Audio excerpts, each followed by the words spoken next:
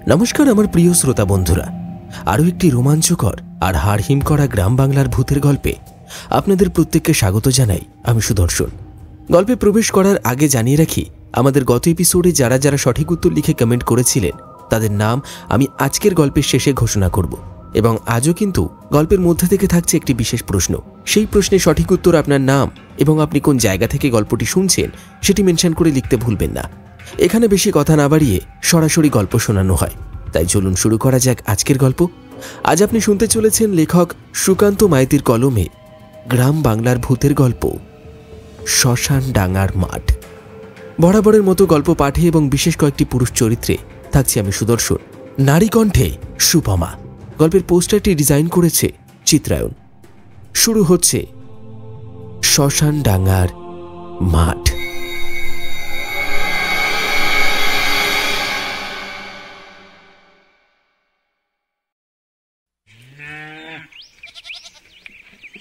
সকালটা ছিল সাদামাঠা, ঠিক যেমনটা গ্রাম বাংলার প্রত্যন্ত অঞ্চলের হয়।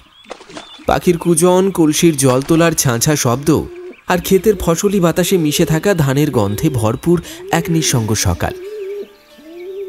সেই নিরুপদ্রব সকালেই কানাইয়ের কাঁচা বাড়ির উঠোনে এসে দাঁড়ালেন পোস্টমাস্টার কাকু। চেহারায় বয়সের ছাপ স্পষ্ট, পরনে একটুখানি ময়লা ধুতি আর কাঁধে ঝোলানো চিঠির থলি। চোখে রয়েছে তার ধোঁয়াটে চশমা। তিনি বললেন,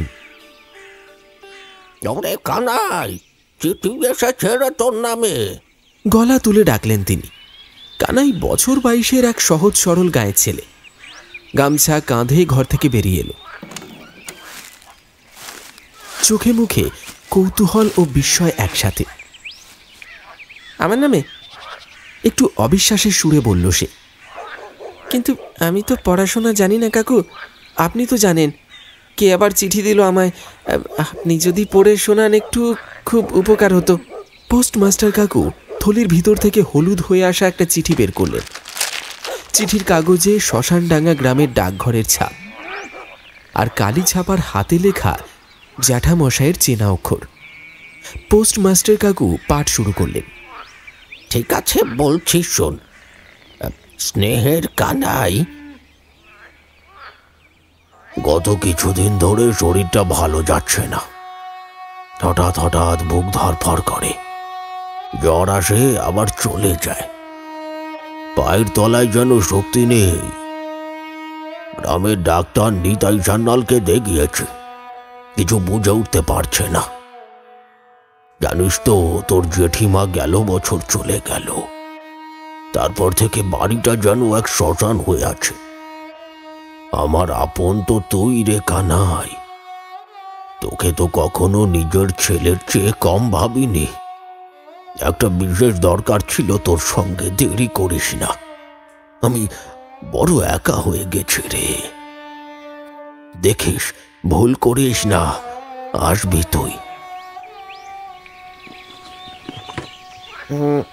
তোর জ্যাঠা মহিমচরণ মুখার্জি। চিঠির প্রতিটি শব্দ যেন বিষাদে ভেজা।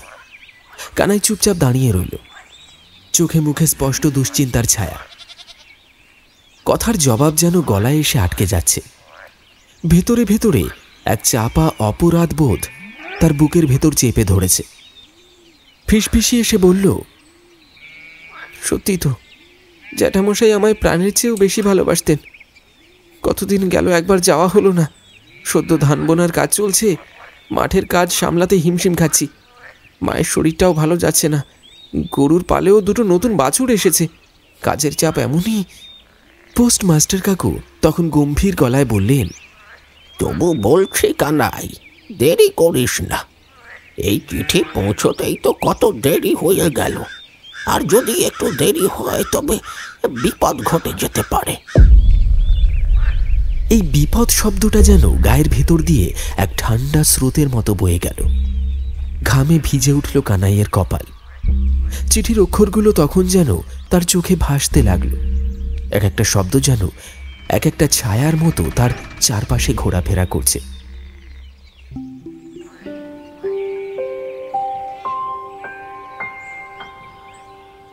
বাড়ির দক্ষিণ কোণে একটা পুরনো তুলসী মঞ্চ, যার চারপাশে শ্যাওলা জমেছে, গায়ে ভাঙা ভাঙা হালকা সবুজ রঙের ছোপ। প্রতিদিন সন্ধ্যায় সেখানে প্রদীপ জ্বলে, ধূপ ধোয়ার গন্ধে মাটি ভিজে ওঠে। তার পাশেই গোয়াল ঘর, যেখানে কানাইয়ের মায়ের হাতে বাঁধা দুটো সাদা গরু দাঁড়িয়ে চিবুচ্ছে খৈল আর মুগ ডাল। ঠিক সেই তুলসী মঞ্চ আর গোয়াল ঘরের মাঝখানে রাখা বাবার পুরনো সাইকেলটা, যেটা এখন কেবল ধুলোয় ভরা স্মৃতি। কানাই ধীরে ধীরে সাইকেলটা টেনে বার করলো। একবার তাকালো তার লোহা ধরা ফ্রেমটার দিকে। মনে পড়ে গেল বাবার সেই শেষ যাত্রা, যখন এই সাইকেলেই হাটে গিয়েছিল। ধুলো পরিষ্কার করে চাকায় একটু হাওয়া দিয়ে সিটটা মুছে একটু চেপে দেখল, ঠিক আছে, এখনো চলবে। মা তখন চুলোর ধারে বসে মাটির হাঁড়িতে ভাজা চালের নাড়ু আর নারকেলের মোয়া পুঁটুলিতে বেঁধে দিচ্ছেন। একটু রাগ ভরা কণ্ঠে বললেন, শোন কানাই, তোর জ্যাঠাকে এই খাবারগুলো দিস, বলিস আমি নিজের হাতে তৈরি করে পাঠালাম। আর ওই শ্মশানডাঙ্গার মাঠটা কিন্তু মোটেই ভালো জায়গা নয়। বিয়ের পরপরই যখন তোর বাবার সাথে ওই দিকটা দিয়ে গিয়েছিলাম, তখন শুনেছিলাম ওখানে রাতে নাকি তেনাদের ঘোরাফেরা চলে। চোখে পড়ে না ঠিকই, কিন্তু তাদের অনুভব টের পাওয়া যায়। তুই সাবধানে যাস বাবা। কানাই মায়ের কথায় হেসে বলল, ভয় পাবার কিছুই নেই মা, এখন তো দিনের আলো আছে, সন্ধ্যার আগে পৌঁছতে পারবো। আমি টর্চ নিয়ে যাচ্ছি, ওই বড়টা 3 ব্যাটারির।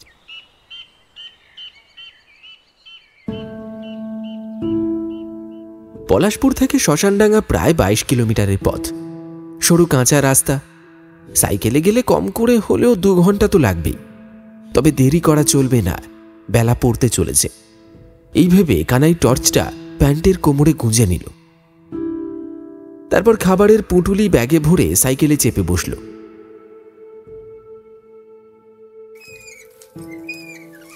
পথের 2 ধারে সবুজ ধানের ক্ষেত, কোথাও কোথাও বাদামি রঙের কাঁচা জমি, যেখানে বৃষ্টির জল জমে কাদার ছপছপে স্তর তৈরি হয়েছে।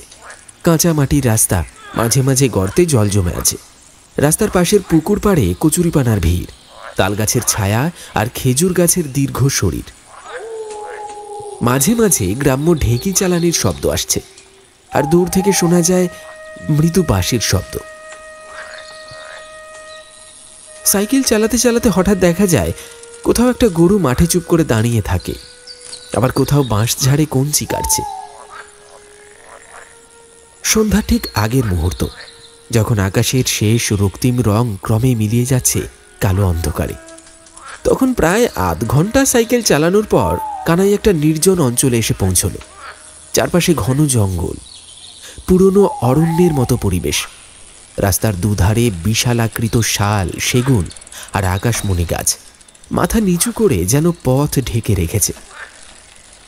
এমন একটা ঘোর অন্ধকার যা দিনের আলোতেও যেন রাতের পূর্বাভাস দিয়ে যায়। গাছে গাছে ঝিঝি পোকার অবিরাম ডাক, কোথাও জল জমে থাকা গর্ত থেকে ব্যাঙের গলা ফাটানো আওয়াজ। সব মিলেমিশে সেই নিস্তব্ধতা যেন গা ছমছমে করে তোলে। এই নির্জনতার মধ্যেও মাঝে মাঝে দেখা যায় গ্রামের বাইরে কাজ করে ফেরা 2-1 লোক, হাতে লাঙল, কাঁধে কোদাল, কিন্তু সবাই যেন দ্রুত হেঁটে যায়, কারো চোখে চোখ পড়ে না।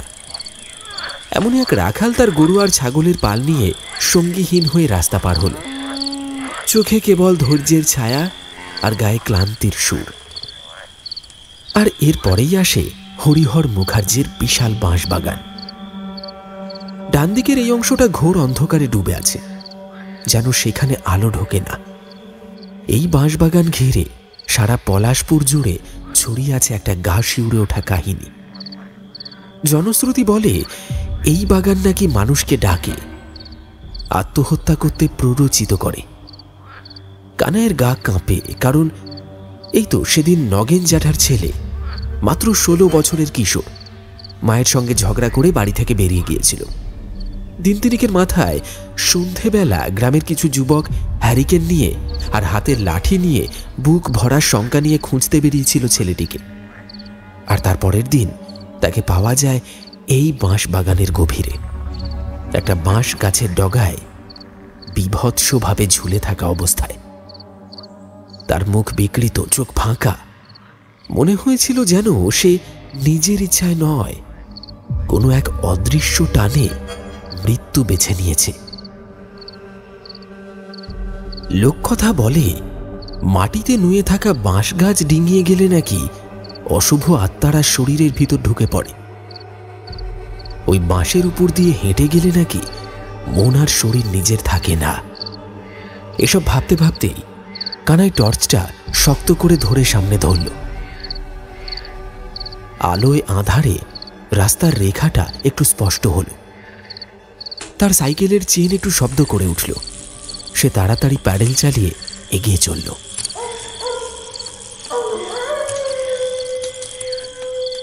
এই ভয়াল বনের শেষ মাথায় পৌঁছে হঠাৎ করে আবির্ভূত হলো একটি ছোট্ট গ্রাম।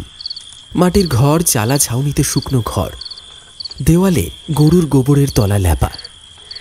ঘরের জানলার ফাঁক দিয়ে দেখা যাচ্ছে জ্বলছে কুপি বাতি। একদল বৃদ্ধ বৃদ্ধা ধীরে ধীরে পথ ধরে হেঁটে চলেছেন। গলায় তুলসীর কাঠের মালা, হাতে করতাল আর ছোট্ট কাঠের খঞ্জনি। পুরুষ মানুষদের গলায় ঝুলছে খোল। বোঝা গেল কীর্তন সভায় যাচ্ছেন। বয়সের ভারে নুয়ে পড়া শরীরেও তাদের মুখে আছে এক অদ্ভুত শান্তি, যেন ঈশ্বরের নামে ডুবে থাকা এক ধরনের মুক্তি।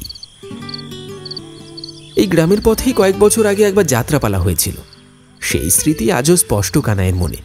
তখন সে ছোট, বাবার হাত ধরে এসেছিল এই মাঠেই। বিশাল মেলা বসেছিল, ঘুড়ি, মাটির বাঁশি। যাত্রা মঞ্চে তখন মঞ্চস্থ হচ্ছিল সীতাহরণ। মাইক ছাড়াই অভিনেতারা গলা ফাটিয়ে সংলাপ বলতো।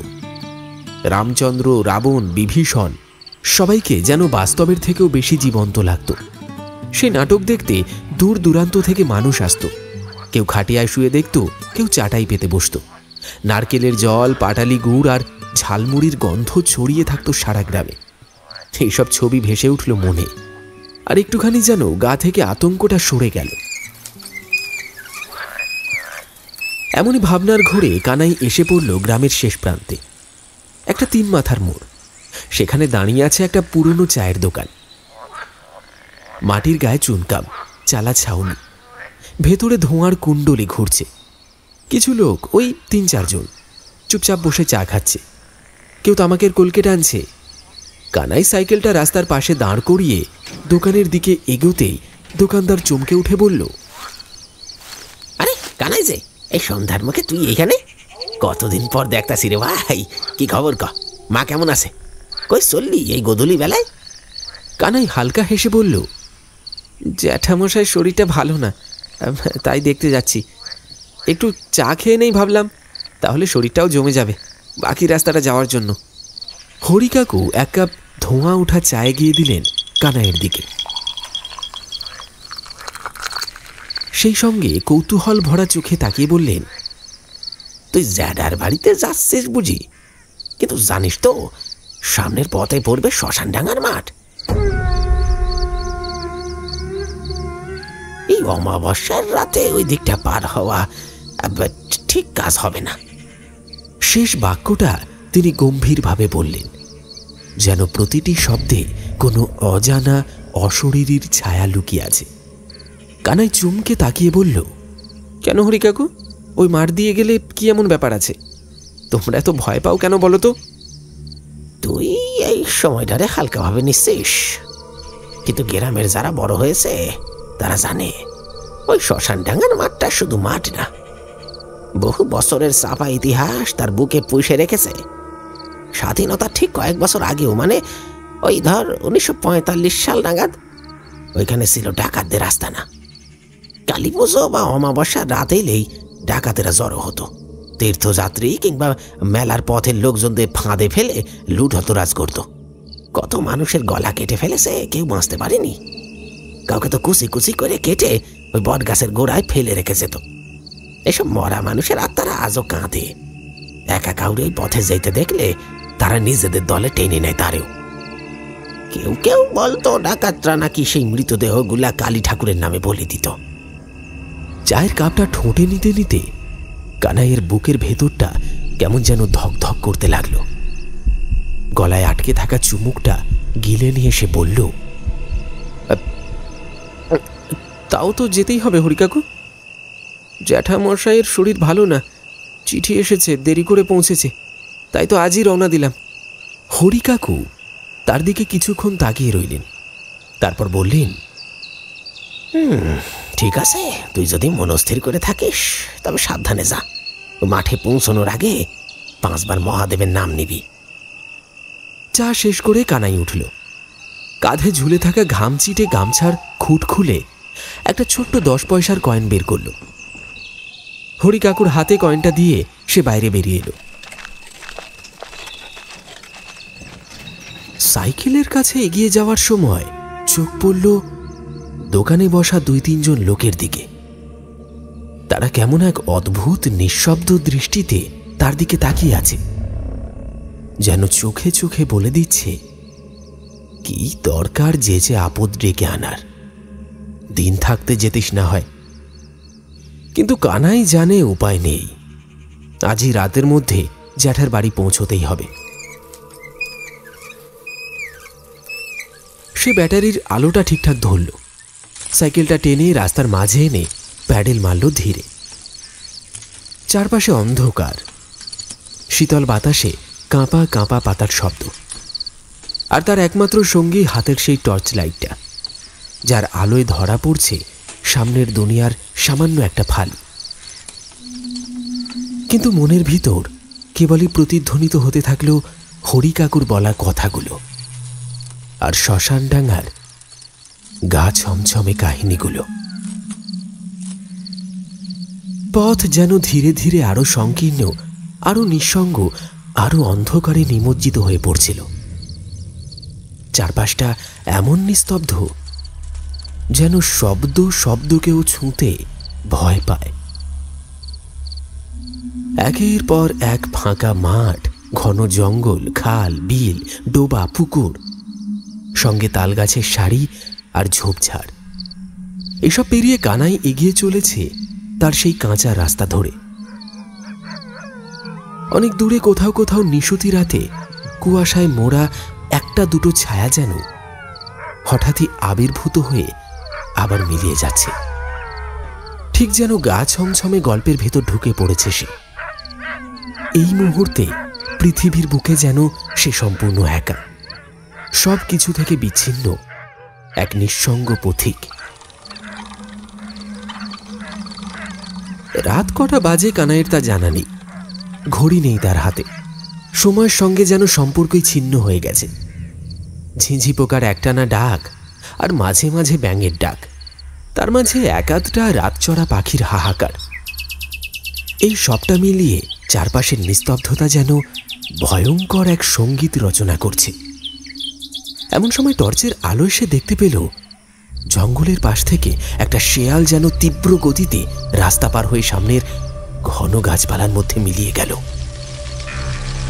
প্রথমে তার বুকটা ধক করে উঠল, হৃৎপিণ্ড যেন লাফিয়ে উঠে গলার কাছে আটকে গেল। কিন্তু মুহূর্তখানেক পর বুঝে ফেলে হাসল সে, এ তো শেয়াল।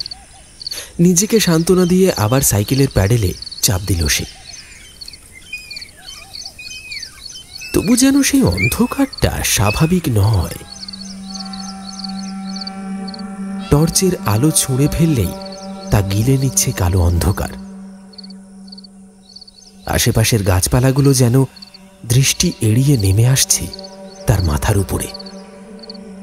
ঝুঁকে আসা শাখা প্রশাখা থেকে যেন শীতল নিঃশ্বাস ছুঁয়ে যাচ্ছে তার ঘাড়ে। 2-1 দিন আগে বৃষ্টি হয়েছিল, ফলে পথে কোথাও কোথাও কাদা জমে আছে। সাইকেলের চাকা মাঝে মাঝে তাতে আটকে যাচ্ছে। শরীর তার তরুণ, কিন্তু মন যেন একটু একটু করে কুঁচকে যাচ্ছে অজানা আশঙ্কায়। কোথাও একটা অজানা অস্থিরতা ক্রমে জন্ম নিচ্ছে। কেন জানি না বারবার মনে হচ্ছে সাইকেলের গতি কমে যাচ্ছে, আর ঠিক পেছনে ক্যারিয়ারের উপর কিছু একটা ভারী বস্তু বসে আছে যেন। মাথা নেড়ে সে ভাবল, না, এই রাতের নিস্তব্ধতায় মনের ভুল হচ্ছে। একা রাস্তায় এরকম কল্পনাটা স্বাভাবিক।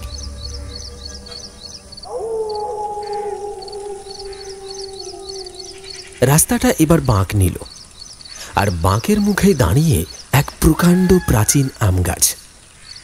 তার মোটা গুড়ি আর ডালপালা এমন বীভৎসভাবে ছড়িয়ে আছে যেন শিকড় তুলে নিয়ে আকাশ ঢেকে ফেলেছে। এ গাছের নিচে কেউ দাঁড়ালে দিনের আলোয় হয়তো রক্ষা পেত, কিন্তু রাতের গভীরে গাছটা যেন নিজেই এক আত্মাহীন দৈত্য, নিঃশব্দ, নড়াচড়াহীন, অথচ অস্বস্তিকরভাবে সজীব।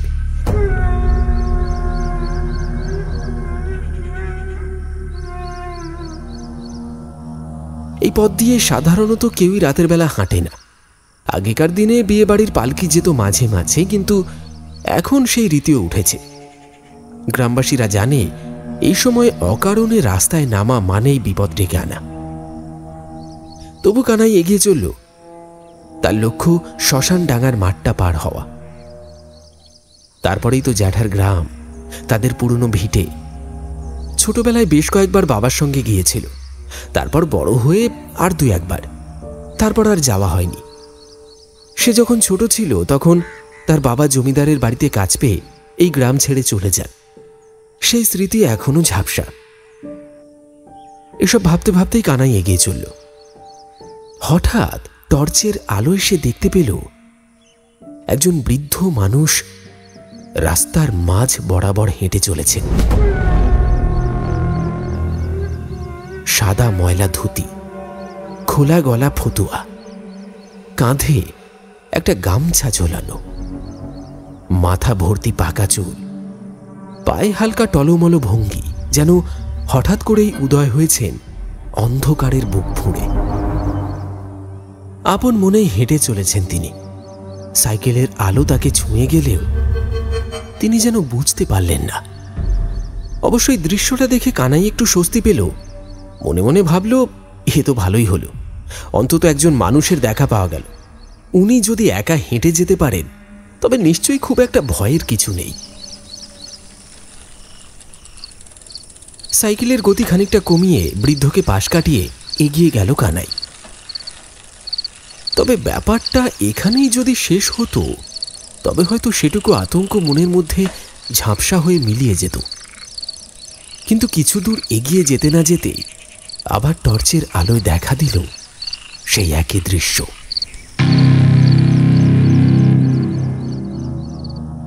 একজন বৃদ্ধ, ঠিক আগের মতোই, পরনে সেই ধুলো বালিতে মাখামাখি ধুতি, গায়ে ফতুয়া, কাঁধে রংচটা গামছা, সেই একই চলাফেরা, বিচ্ছিন্ন, অস্থির, যেন বায়ুর মতো হেঁটে সামনের দিকে এগিয়ে চলেছে। মাথা নিচু, চোখ তার অদৃশ্য, কোনো শূন্যতায় নিবদ্ধ। কানাইয়ের বুকের ভেতরে যেন কিছু একটা ধপ করে পড়ল। সে তো এই বৃদ্ধকেই একটু আগেই পাশ কাটিয়ে এসেছে। তবে কি সে নিজের অজান্তেই কোনোভাবে পিছিয়ে পড়েছে?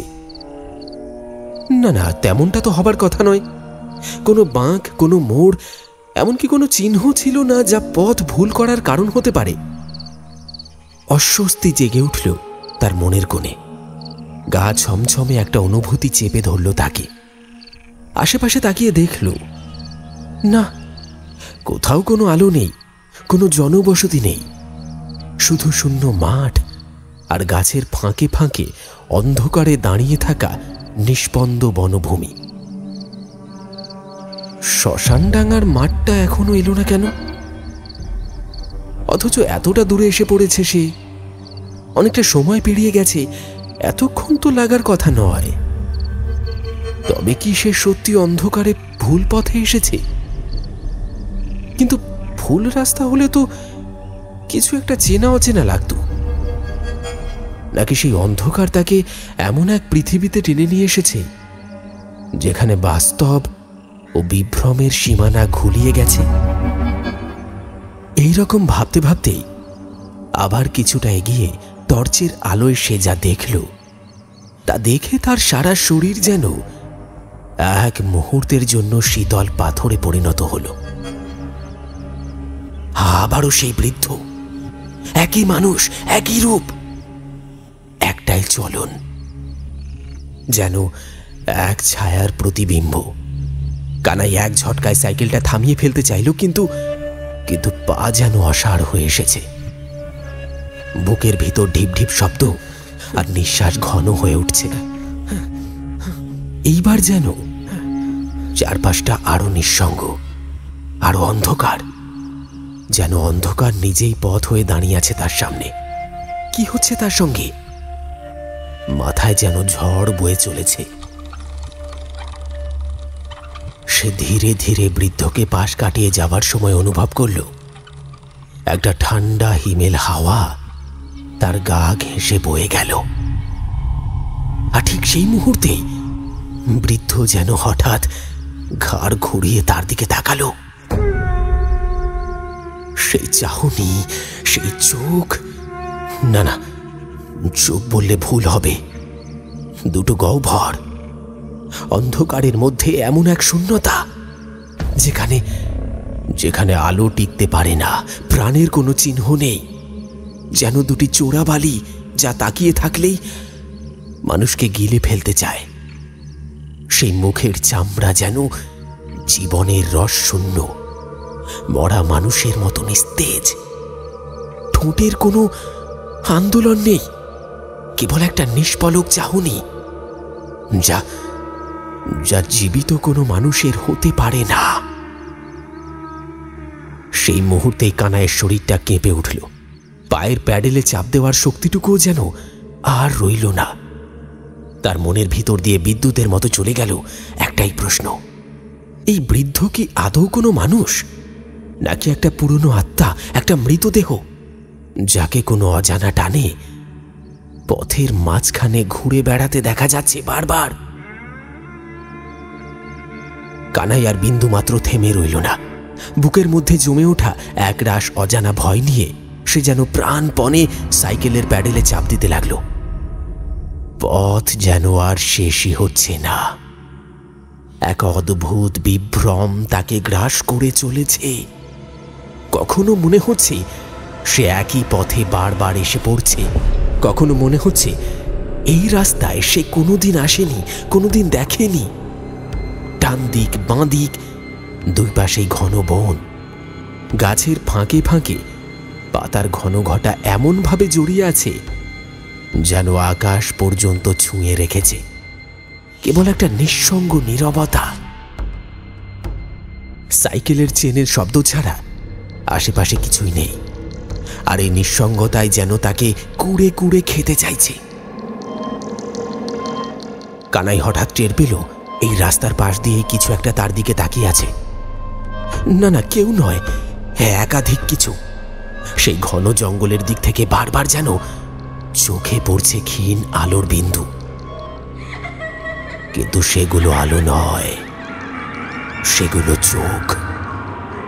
প্রাণীর চোখ নয়, মানুষের চোখও নয়, এক ধরনের জ্বলন্ত দৃষ্টি, যা আলো নয়, নিঃসার অন্ধকারের থেকেও গভীর, ঠান্ডা, হিসেব নির্ভর না করা যায় এমন একটা অনুভব।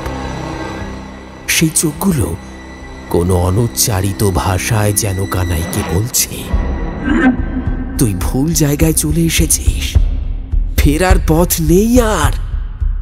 কানাইয়ের কপালে বিন্দু বিন্দু ঘাম জমতে লাগলো। টর্চের আলো সে দ্রুত ছুঁড়ে দিল সেই দিকটায়। পাতার ফাঁকে মশমশ শব্দ তুলে যেন অনেকগুলো পা একসাথে দৌড়ে পালিয়ে গেল। হাওয়ায় পাতাগুলোর দুলুনি থেমে যায়নি এখনো, কিন্তু চোখ নেই, আলো নেই, শুধুই অন্ধকার। কানাই জোরে ঢোক গিলে এক মুহূর্তের জন্য দাঁড়িয়ে পড়ল। তার বুকের স্পন্দন যেন বাইরে থেকেও শোনা যায়। এই রকম পরিস্থিতিতে মানুষ কিভাবে আত্মরক্ষা করে, অথবা আদৌ করে কিনা সে জানে না। সে শুধু জানে পালাতে হবে যত দূরে সম্ভব। আর দেরি না করে সে আবার সাইকেল চালাতে শুরু করল। হাওয়া যেন তার বিপক্ষে ঝুঁকছে, চারপাশের গাছগুলো যেন নিচু হয়ে আসছে, পথটা যেন আঁকা বাঁকা, প্রতিটা বাঁক একটা নতুন ফাঁদের মতো। কিন্তু এইবার একটু এগোতেই হঠাৎ করেই টর্চের আলোয় সামনে ফাঁকা একটা চত্বর দেখতে পেল।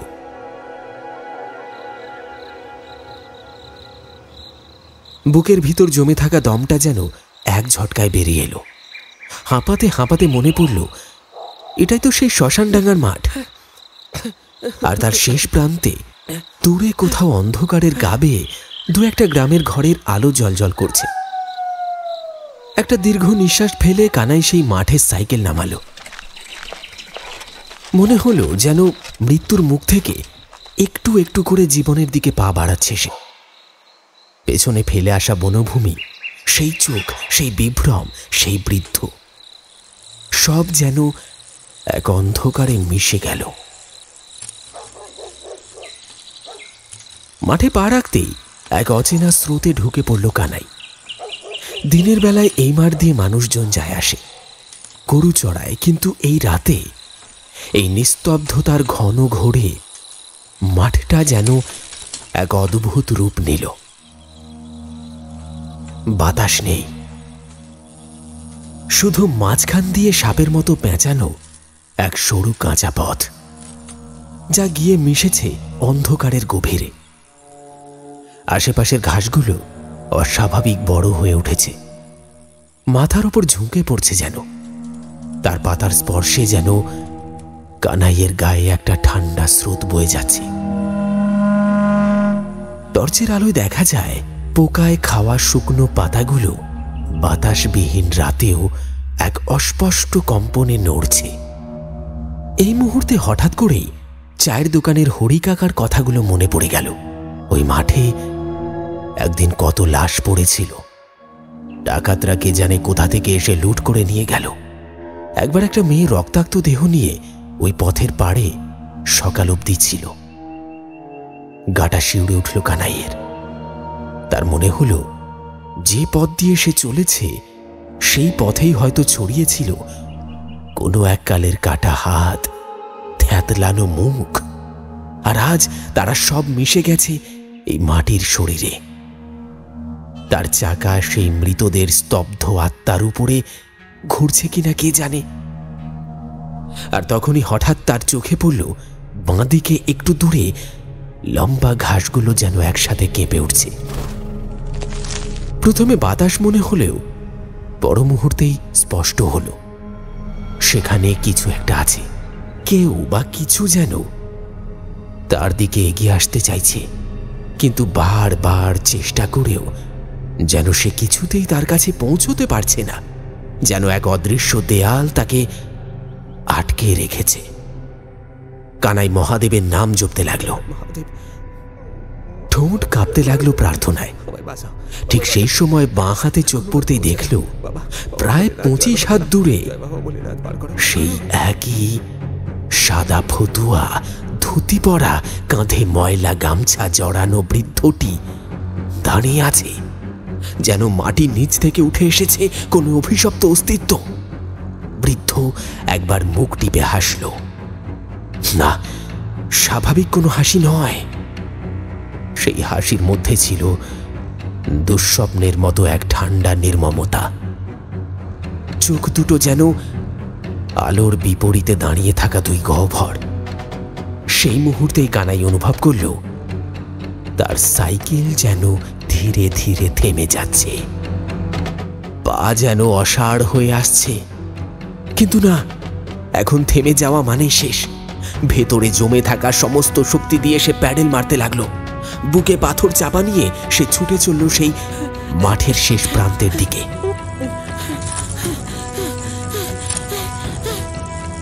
শেষমেশ মাঠের শেষ মাথায় গিয়ে দেখা গেল একটা কর্দমাক্ত রাস্তা গ্রামের দিকে উঠে গেছে। চেনা গন্ধ পেল সে বাতাসে, ধানের গন্ধ, গরুর গোবরের গন্ধ, মাটির গন্ধ, সেই চিরচেনা গ্রাম্য জীবনযাপনের ঘ্রাণ। বুকের ভেতর এক পশলা বল এলো তার। আলো দেখা গেল সামনে। একটা দুটো ঘরের জানলা দিয়ে মিটমিটে আলো আসছে। কানাই বুঝে গেল সে বেঁচে আছে, ফিরে এসেছে তার পরিচিত গ্রামে। পথঘাট চিনে নিতে তার এতটুকু অসুবিধা হয়নি, কিন্তু শরীরটা কাঁপছে। পা থামল না, সোজা জ্যাঠামশাইয়ের বাড়ির দিকে এগিয়ে গেল সে। পৌঁছে দেখে জানালার ফাঁক দিয়ে একটা মৃদু আলো বেরিয়ে আসছে। ভেতর থেকে শোনা গেল কাশির শব্দ। দরজায় হাত রাখতেই দরজাটা একটু ঠেলেই খুলে গেল। ভিতরে ঢুকে কানাই ডেকে উঠল, জ্যাঠামশাই। অন্তরের গভীর থেকে যেন এক মায়াময় কণ্ঠ ভেসে এলো, কানাই, তুই এলি রে? কত দেরি করলি? তোকে না দেখে মন কেমন করছিল রে। তোর অপেক্ষাতেই বসেছিলাম। এই কণ্ঠে কোনো অলৌকিকতা নেই। এটা জীবনের গলা, মায়ার গলা, সেই পরিচিত কোলের ডাক যেখানে আশ্রয় পাওয়া যায়। কানাইয়ের চোখে জল এসে গেল। সে কাঁপা গলায় বলল, ক্ষমা করে দিন জ্যাঠামশাই, আমি দেরি করে ফেলেছি।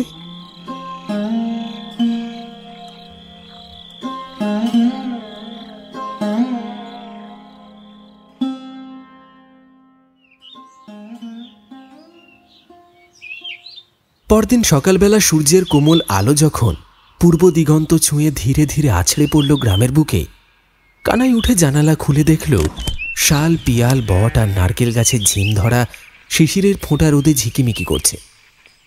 পাখিদের কিচিরমিচির এই পুরনো বাড়িটাকে যেন এক অন্যরকম শান্তির আবরণে মুড়েছে।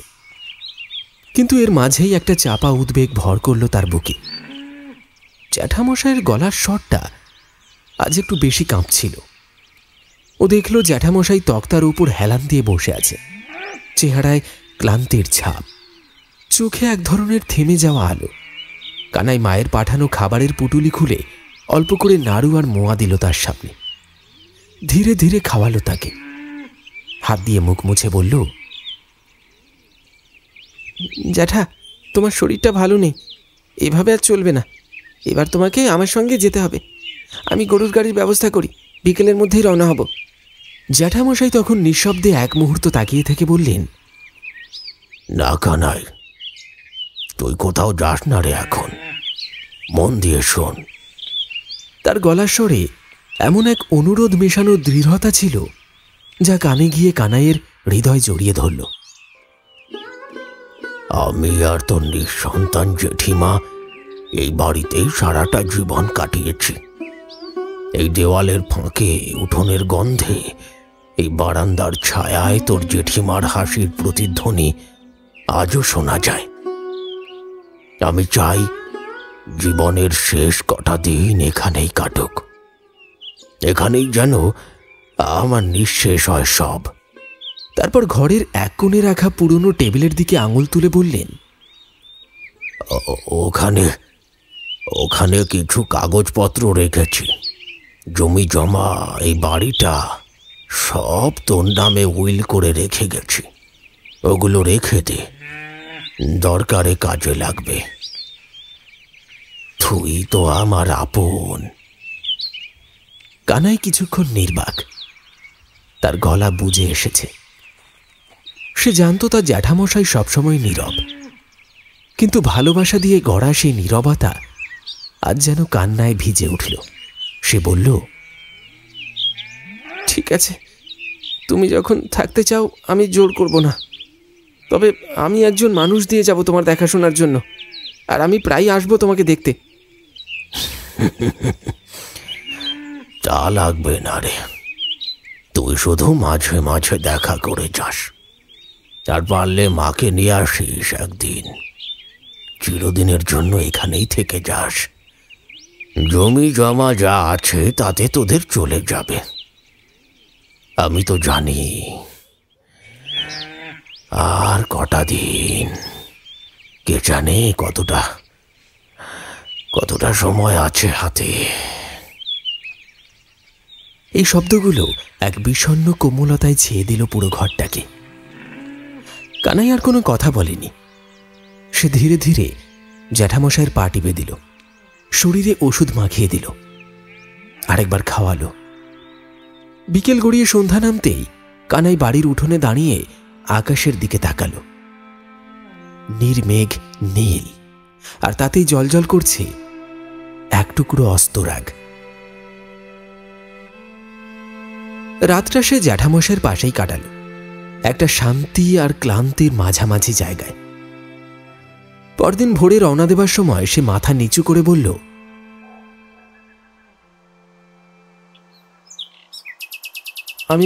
আমি আবার আসবো জ্যাঠা, খুব তাড়াতাড়ি।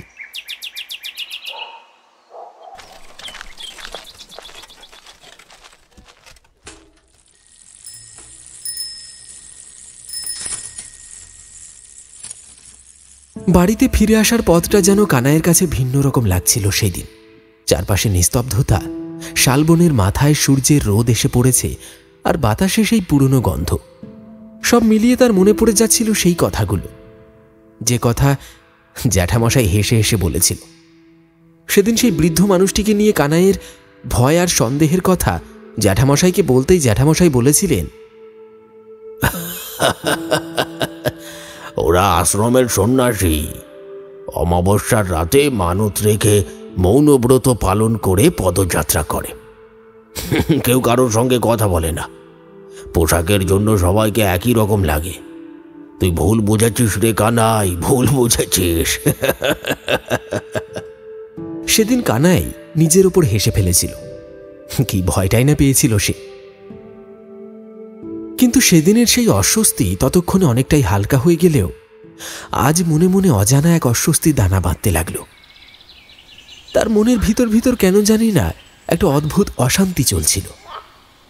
কয়েকদিন পর, ঠিক দুপুরের পর, হালকা রোদ্দুর মাথায় করে কানাই আবার পৌঁছল জ্যাঠামশাইয়ের বাড়িতে।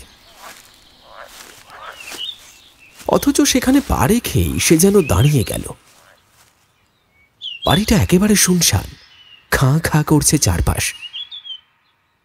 বাতাসে হালকা ধুলোর গন্ধ, শুকনো পাতায় ভর্তি উঠোন, জানালার কপাট বন্ধ, দরজার বাইরে কেবল ধুলো মাখা ধানের খড়।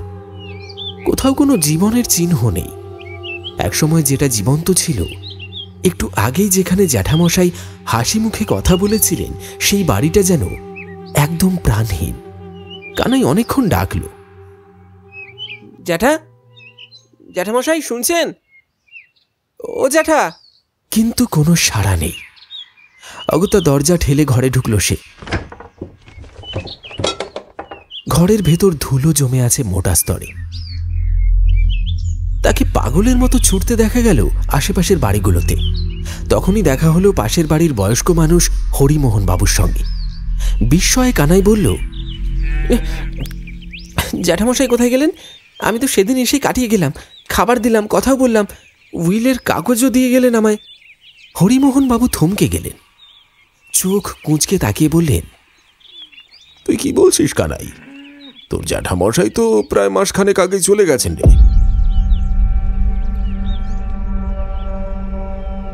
সৎকার হয়েছে গ্রামের শ্মশানে, আমি নিজে ছিলাম, কিন্তু তেমন করে শ্রাদ্ধ শান্তি হয়নি। গ্রামের সবাই গরিব এবং এখানে ধানের কাজে ব্যস্ত হয়ে পড়েছে, বুঝতেই পারছিস। কানাই যেন শুনে দাঁড়িয়ে থাকতে পারল না। মাথার ভেতর যেন বজ্রপাত হলো। তাহলে যে রাতে সে কথা বলেছিল, খাইয়েছিল, সেই হাসি, সেই উইল, কাকে নিয়ে কাটালো সে রাত? তার দম বন্ধ হওয়ার উপক্রম হলো। হঠাৎ সে মনে করল সেই রাতের কথা। আসার পথে যে বৃদ্ধ মানুষটিকে বারবার দেখেছিল, সে কথাও জানালো হরিমোহন বাবুকে। হরিমোহন বাবুর মুখ এক লহমায় সাদা হয়ে গেল। তুই দেখেছিস রে? ওই পথ দিয়ে অমাবস্যা বা পূর্ণিমার রাতে কেউ চলাচল করে না, সাহসী লোকেও না। ওই আশ্রমটা তো জানিস, 1946 সালের শেষের দিকে যুদ্ধকালীন বোমাবাজিতে অর্ধশতাধিক সন্ন্যাসী মারা গিয়েছিল একসঙ্গে। ওই ঘটনার পর থেকে গ্রামের লোক বলে ওই বৃদ্ধ সন্ন্যাসীদের আত্মা ওই বিশেষ রাতে ফিরে আসে পথ ধরে। যারা ভুল করে সামনে পড়ে যায় তাদের আর খোঁজ মেলে না রে। তুই বেঁচে গেছিস কানাই। ভগবানের অশেষ কৃপা, না হয় তোর জ্যাঠামশাই তোকে রক্ষা করেছেন মৃত্যুর পরেও। তোর ভাগ্য ভালো রে কানাই, ভাগ্য ভালো। কানাই এবার যেন আর নিজেকে ধরে রাখতে পারল না। তার দু চোখ বেয়ে জল গড়িয়ে পড়ল। বুকের ভেতর অদ্ভুত এক চাপা বেদনা ছেয়ে গেল। জ্যাঠামশাই তাকে বাঁচিয়েছেন মৃত্যুর পরেও, অথচ সে জীবিতকালেই তাকে দেখা করতে পারেনি, সময় করে একটিবার আসেনি। সে কান্না চেপে রাখল না, বুক ভেঙে কান্না এলো। আকাশের দিকে তাকিয়ে বলল, জ্যাঠা, আমি আসতে পারিনি, তুমি তুমি তুমি ক্ষমা করো আমাকে, আমাকে ক্ষমা করো। হঠাৎ সেই রাতের সমস্ত দৃশ্য তার চোখের সামনে একে একে ভেসে উঠল। তার সেই হাসি মুখ, উইল, সেই নরম গলার স্বর, আর ঠোঁটের কোণে থাকা এক রহস্যময় হাসি। গভীর ভারাক্রান্ত হৃদয়ে কানাই ধীরে ধীরে ফিরে চলল নিজের গ্রামে। চারপাশের গোধূলি আলোয় যেন এক বিষণ্ণ সোনালী ছায়া পড়েছে। সে জানে এই অভিজ্ঞতা তাকে চিরকাল তাড়া করবে, চিরকাল মনে থাকবে। শুনলেন সুকান্ত মাইতির কলমে শ্মশানডাঙ্গার মাঠ। আমাদের আজকের নিবেদনের এই বিশেষ গল্পটি আপনার কেমন লাগলো অবশ্যই কমেন্টে লিখে জানাতে ভুলবেন না। যেমনটা গল্পের শুরুতে বলেছিলাম, আজ গল্পের মধ্যে থেকে থাকছে একটি বিশেষ প্রশ্ন। যদি আপনি মন দিয়ে গল্পটি শুনে থাকেন তাহলে বলুন তো, কানাইয়ের বাবা তার শেষ স্মৃতি হিসেবে রেখে যাওয়া সাইকেলটা শেষ চালিয়ে কোথায় গিয়েছিল? সঠিক উত্তর আপনার নাম এবং আপনি কোন জায়গা থেকে গল্পটি শুনলেন সেটি মেনশন করে লিখতে ভুলবেন না। তাহলে চলুন একবার ঝটপট পড়ে নি কয়েকটি কমেন্ট যারা গত এপিসোডে সঠিক উত্তর লিখে কমেন্ট করেছিলেন। সঠিক উত্তর দিয়ে কমেন্ট করেছিলেন নাদনঘাট নপাড়া থেকে সালমান, বাংলাদেশ থেকে রিয়া, উত্তর 24 পরগনা থেকে রাকেশ সরকার, নদিয়ার বল্লভপাড়া থেকে সুজন সাহা, ফতেপুর থেকে শ্রীমন্ত মাইতি অমিতাভ, দক্ষিণ 24 পরগনা থেকে চিরঞ্জিত মণ্ডল, কলকাতা থেকে আব্দুল হাকিম, নদিয়া থেকে অবধিজিৎ, শ্যামপুর বাছারি থেকে তন্ময়, গুজরাট থেকে শামসুল, হুগলির চুচুড়া থেকে অর্পণা মণ্ডল, দিল্লি থেকে শেখ মুর্শিদ, রাজস্থান থেকে আদিত্য মালিক, বারাসাত থেকে সাগর অধিকারী, উত্তর 24 পরগনা থেকে আমিনুল রহমান, হাওড়া থেকে সুমন মণ্ডল, দক্ষিণ 24 পরগনা থেকে পিঙ্কি হালদার, বারুইপুর থেকে অনিন্দিতা কর্মকার, বসিরহাট থেকে সুষমা কর্মকার, পশ্চিম বর্ধমান থেকে কৌশিক মণ্ডল, যাদবপুর থেকে বিশাল, হায়দ্রাবাদ থেকে নাজিবুল মল্লিক, হুগলি জেলা থেকে অনন্যা দে, ব্যাঙ্গালোর থেকে আশিস ওঝা, দক্ষিণ 24 পরগনা মথুরাপুর থেকে মাসুম রহমান এবং পূর্ব বর্ধমান থেকে নুরজেল। এছাড়াও অনেকে সঠিক উত্তর লিখে কমেন্ট করেছেন, কিন্তু কেউ নিজেদের নাম অথবা কোন জায়গা থেকে গল্পটি শুনছেন দুটির মধ্যে একটি মিস করে গেছেন। অনুগ্রহ করে আমাদের আজকের এই পর্বে সঠিক উত্তরের সঙ্গে সঙ্গে আপনার নাম এবং আপনি কোন জায়গা থেকে শুনছেন সেটি মেনশন করে লিখতে ভুলবেন না। আর যাদের কমেন্ট আমি পড়তে পারলাম না তারা অনুগ্রহ করে নিরাশ হবেন না, আপনারা আবার কমেন্ট করুন, হয়তো আগামী গল্পে আপনার নামটা আমি ঘোষণা করতে পারি। তাহলে চলুন আজকের মতো বিদায় নেওয়া যাক।